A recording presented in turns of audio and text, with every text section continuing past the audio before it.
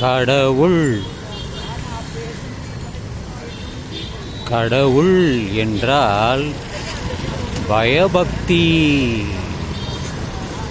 கடவுள் என்றால் பயபக்தி. இல்லை என்பார்கள்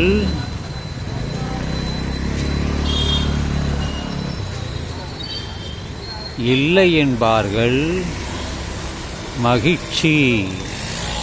அவர்களுக்கு மகிழ்ச்சி.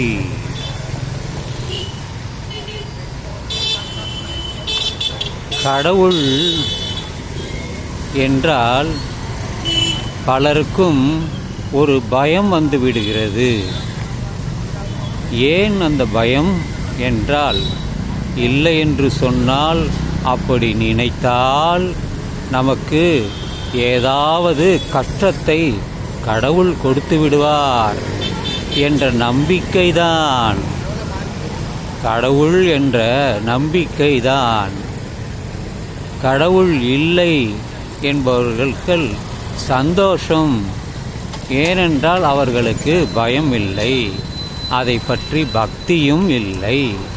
அதனால்தான்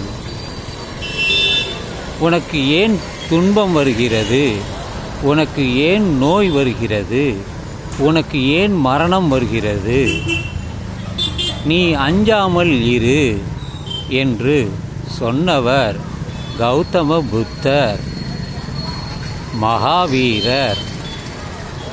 சாங்கியம் சொன்னது ஆசீர்வாத சித்தர்கள் சொன்னார்கள். இதையெல்லாம் நான் கேட்டுக்கொள்ள மாட்டேன். எனது நம்பிக்கை எனது வாழ்க்கை, எனது நம்பிக்கை எனது வாழ்க்கை. நீ யாரடா சொல்வதற்கு? நீ யாரடா சொல்வதற்கு?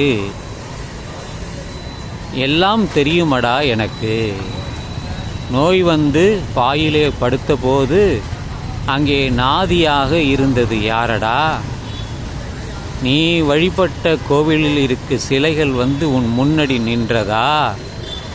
சிந்திப்பாயடா, சொர்க்க வாசல் உனக்கு திறக்குமா அல்லது யமலோக வாசல் திறக்குமா என்று சிந்தித்து பாரடா மூடனே.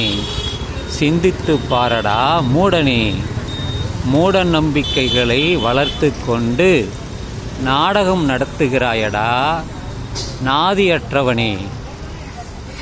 வீதிக்கெல்லாம் கோயில் வைத்து வழிபட்டாலும் பாதிக்கப்பட்டவர்களுக்கு எந்த தெய்வம் அருகில் நின்றதடா, துணை நின்றதடா? சொல்லடா.